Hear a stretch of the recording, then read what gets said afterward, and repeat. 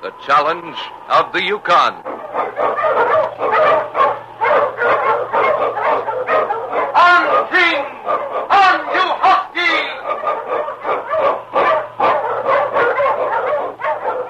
The Wonder Dog King, swiftest and strongest of Eskimo lead dogs, blazes the trail through storm and snow for Sergeant Preston as he meets the Challenge of the Yukon.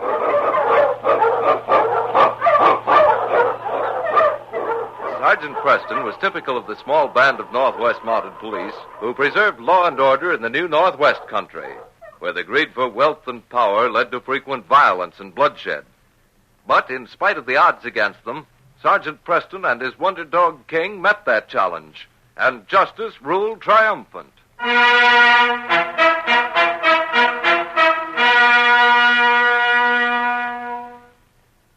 A strong ice-flecked wind drove itself like so many pinpoints against the small group of men standing together in front of the trading post in Hammerhead City. The great Dog King stood close to his master, his long bushy tail curled high above his lean, powerful body, his head turning briskly as he watched with bright eyes the sled skimming lightly over the snow-crusted street. There was vigor and stamina in this dog, whose name was as well known throughout the North Country as that of the man who owned him. But the trappers and prospectors standing around the Mountie weren't talking about King. Their attention was focused on a lead dog a few yards away, who was harnessed in line with some of the finest animals to ever pull a sled in the Yukon. There was an imperious lift to the lead dog's head, as if he were conscious of his superiority and impatient of having to wait for his master. Why, the finest team of dogs I've ever seen. Look at the line of them. You can have the rest of them. The lead's worth more than the whole team put together for my money. Say, McTavish. Yes? I can order that stuff for you if you want me to. Might take 4 or 5 days to get them through, though. Never mind ordering them. I don't want you to do no favors for me. All right, you huskies. Get set to travel. Smokey, you miserable brute. How much? Much before I lash your hides open. Angus McTavish's sled pulled away from the trading post, and Sam Reardon, the owner of the post, stood in the doorway, his hands on his hips, looking after the dour Scotchman who lashed his dogs with such a heavy hand. Sergeant Preston and the men with him moved slowly toward the doorway. Hello there, Sam. Hi, Sergeant. Come on in. Well, old Angus's temper ain't sweetened up none, as you could see. He seemed to be in an unusually bad mood. I wanted to talk to him, too, but I thought the better of it. Better not to talk to him at all. It's something I have to do. His cabin's at an important place on the main trail, and travelers who've stopped there tell me he's refused them food and shelter. I wanted to see if I couldn't persuade him to cooperate. It's a bad thing when a man runs out of supplies on a trail. You're telling me. But the trails could be littered with corpses that died of starvation, for all that Scotchman cares. And I ought to know. I was caught short by his place once myself. I didn't know that, Sam. Well, I wouldn't have stopped his cabin anyway. But it was a bad storm. He sure didn't put out any welcome sign, I can tell you that. I remember him standing in the doorway. Man starts out in the trail, he ought to know how long he'll be on it. It ain't my business if you miscalculated. I don't have many supplies myself. And what I have, I don't aim to give away. I'll pay for them, Angus. That ain't the point. I don't bother no one for anything. And I figure they can do likewise. Just what have you got against people? The more I see of people, the more I think of my dogs. They don't tell me no lies.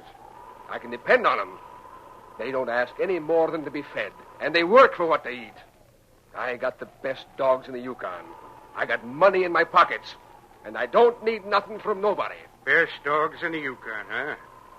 You ever heard of Sergeant Preston's dog, King? Yes, I've heard of that scurvy animal that follows the Mountie around like some lapdog. I like my dogs with spirit, man. Without spirit, they ain't worth a thing. Yes, I take it you never seen King. If I was you, I'd keep my mouth shut till you make sure of what you say. He ain't no lapdog. Well, I'm sorry I troubled you, McTavish. I won't do it again. See that you don't. I say there's nothing wrong with the folks up here, Sergeant. They ain't hard to get along with. If McTavish wants to be let alone, then we'll let him alone. But he's as good as committing murder when he refuses to help somebody that gets stuck on the trail. Well, he's right about his dogs. That's a fine lead he's got. What do you say about that, Sergeant? Well, he's got the size and the strength. And he looks like he's got the intelligence to be a good lead dog. But for some reason, What? I don't know. I just wouldn't trust him. Well, what do you mean? Well, maybe it's a hunch. And maybe I'm completely wrong. But I think that dog's got a mean streak in him. He's wild at heart. Well, he's in harness against his will, and that whip's the only thing that keeps him there. Well, you saw how he started that sled out. He could pull 3 times his weight and never notice it. Oh, it's not his strength I question, Bob. It's his loyalty. I'll wager that in a showdown, the only loyalty he'd recognize would be to himself. Well, you might be right, Sergeant. If that's true, then him and his master are well matched. Yeah, I hope you're wrong about Angus. But I suppose I'll soon find out. Why? I think the best place to talk to him would be at his cabin. Probably I'll have a tall job of persuasion on my hands if I do manage to convince him of his responsibility to help those travelers. Well, I sure wish you luck, Sergeant. And believe me, you'll need it.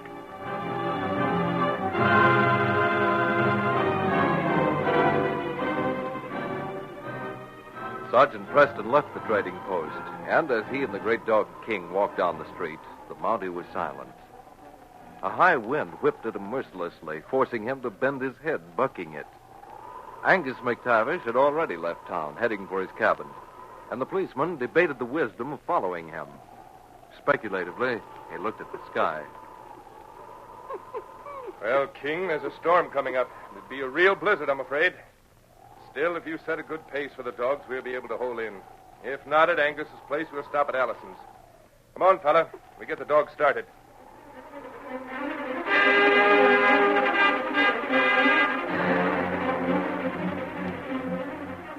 A short time later, the Mountie sled was on the trail outside Hammerhead City. The great dog King led the pack, every muscle of his body quickening with a vitality that accepted consciously and vigorously the challenge thrown down by the elements. His master, too, had been used to long days and nights on Yukon trails. But as he looked again at the sky, his mind was filled with doubt. I don't know. Perhaps it would have been wiser to have stayed in town.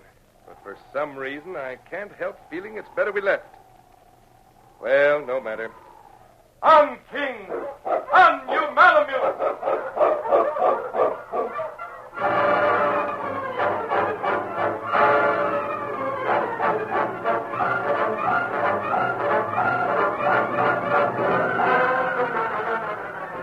Far ahead of the Mountie, Angus McTavish drove his dogs hard as the wind increased its fury, lashing his hardened body so that he felt its bite even through his heavy Mackinaw and parka. True, the Scotchman had a good team of dogs, and a leader whom he believed had no equal in the Yukon. There was no reason why he shouldn't make it to his cabin before the blizzard really set its teeth into the North Country. Smokey!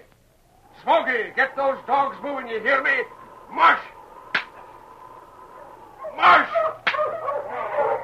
The lead dog bent his head, obstinately slowing his pace, the rest of the team taking their cue from him. Smokey knew from an instinct that was as old as the weather itself that the blizzard was nearly upon them. His intention was to curl up in the snow, cover his nose with his tail, and stay there until the storm had worn itself out. But Angus had no such thought. His whip cut the air ruthlessly, descending again and again. With glowering eyes, the lead dog turned and looked at his master. It was one will pulling against another. Smokey! I'll kill you before you disobey me. Kill you, you hear? Get up! You stubborn, scurvy brute! Get up and pull them dogs! The minutes that passed slowly while McTavish stood flogging his dogs were electric with the clash of two powerful personalities. Angus held the whip hand, and because of this, Smokey pulled himself to his feet, a surly, menacing growl in his throat. Now, mush, you miserable hound! Mush!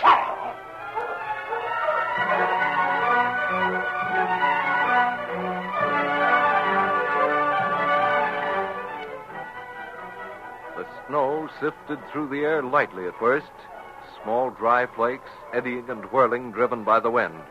Again and again, McTavish brushed them from before his eyes in order to see the trail. I was a fool to try to beat this storm. But I'll save time by crossing the creek and going that way. Ought to be frozen over.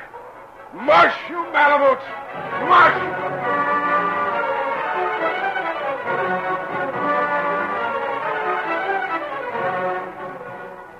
McTavish stopped his dogs at the creek and then went forward on foot to test the ice. He was far too cautious to risk his team to ice which may not have been thick enough to hold them.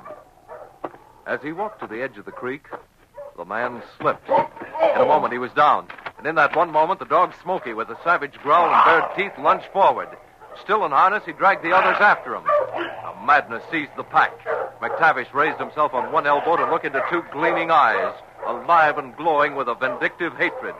He felt in one terrible instant the warm, panting breath. Oh, Smokey. Smokey, you brute. Stay back. Back, you hear? McTavish was conscious of a sudden sickening realization. He knew with a blinding sureness that the dog would kill him. And for the first time since he left his boyhood home in Scotland, a desperate cry came involuntarily from his lips. Help! Help! The wind, blowing toward King and Sergeant Preston's team, brought Angus' call for help to the great dog's ears. King heard, too, the cries of the frenzied dog team, and almost like a streak of lightning, the great Malamute raced through the snow, his paws barely touching it, his head in the air, following the scent the wind held to guide him. Oh, Smokey! No, Smokey! As King saw the dog team, he caught the unmistakable scent of human blood. He knew it was only a matter of seconds until the wild lead dog would finish what he had begun. McTavish saw the dogs through fear-glazed eyes. This powerfully built Malamute had come from nowhere. Could it be that this dog would fight Smokey? Fight for the prize that would be Angus McTavish? Weakly, the man closed his eyes, not daring to think. Feverishly, Smokey turned on King.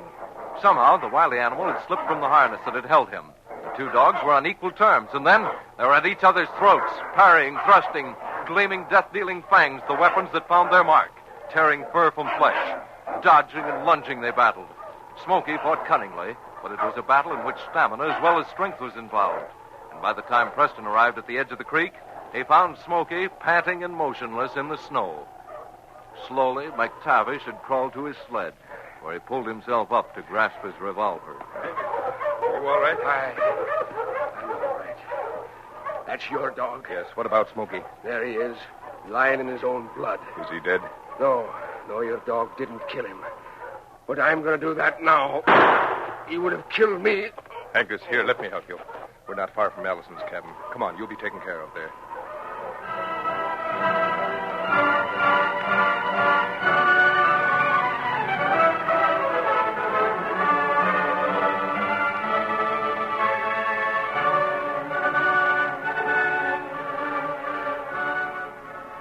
It was a short time later. Angus McTavish sat beside the warmth of Tom Allison's fireplace, and from his chair he looked admiringly at the magnificent Malamute at Sergeant Preston's feet. He's a great dog, Sergeant. Aye, the best that ever was. Yes, he is. At least that's always been my thought. Man, it's anybody's thought. Angus McTavish isn't one to deny the truth when he sees it. That dog not only saved my life, he taught me a lesson, too. You can't live without extending a helping hand to the other fellow when he has the need of it. Now, what would I have done if... Sergeant, how much do you want for him? Name any price, man. I'll give you my word. He'll never taste the whip neither, like them ugly curs of mine. Any price. I'll pay you in cash. Here, now. As if he understood the Scotchman's words, King raised his head to look at his master. And between Preston and the dog was a look of complete understanding. To measure the dog's devotion to his master would have been impossible. It was boundless and as constant as the heart that beat within him. Sell King? Angus, there isn't enough money in the world to buy him. Yes, fellow, I think everything's going to be all right.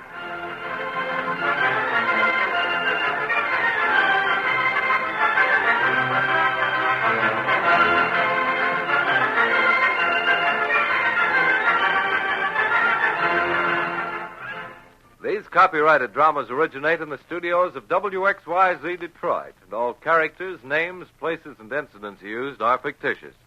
They're sent to you each week at the same time.